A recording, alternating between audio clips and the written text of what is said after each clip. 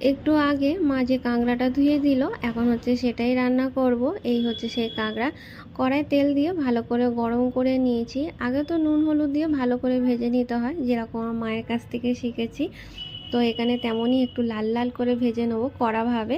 আর এদিকে আমার একটা পদ আগে রান্না হয়ে গেছে, মাছের মাথা দিয়ে ডাল। আর এদিকে হচ্ছে ভাত হচ্ছে, আর এদিকে তো কাঁকড়া ভাজছি। তো এখানে মোটামুটি ভালো করে লাল লাল করে কাঁকড়াটা ভেজে নিয়েছি, আর ভাজতে হবে না। এবার হচ্ছে আলুটা ভালো করে ভেজে নেবো। আর আজকে কাঁকড়ার তরকারিতে একটু আলু দেবো।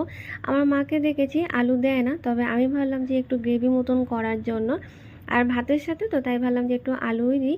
আর এখানে হচ্ছে প্রথমে আদা রসুনটা ভালো করে ভেজে নিয়েছি, তারপর হচ্ছে এখানে পেঁয়াজ বাটাটা দিচ্ছি। মশলার কাঁচা গন্ধটা চলে গেলে তারপর দিয়ে দেবো এক এক করে টমেটো, হলুদ গুঁড়ো, লঙ্কা গুঁড়ো, নুন। আর একটু লাগবে, তখন তো কাঁকড়া ভাজার সময় একটু নুন দিয়েছিলাম। এবার দিয়ে দেবো আলু ভাজাটা যেটা ভেজে রেখেছিলাম। আলু ভাজাটা দিয়ে খানিকক্ষণ কষে নিয়ে তারপর দিয়ে দেবো কাঁকড়া ভাজাটা।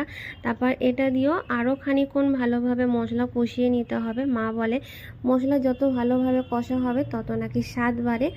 তরকারি দেখলে সেটা বোঝা যায়, তো আমারও ঠিক তেমনও মনে হচ্ছে যে তরকারিটা ভালো হবে। তো এবার দিয়ে দিলাম কাঁচা লঙ্কাটা। আর এবার দেবো হচ্ছে একটুখানি গরম জল, আর নামানোর মুখে দেবো একটু গরম মশলা। তো তরকারি আমার মোটামুটি কমপ্লিট, গরম মশলাও দেওয়া হয়ে গেল। আর একটুখানি জলটা মেরে নেবো, কারণ তরকারিটা একটু কষা কষাই রাখবো। আর এই হচ্ছে তরকারি ফাইনাল লুক, দেখে তো মনে হচ্ছে হেভিই হয়েছে।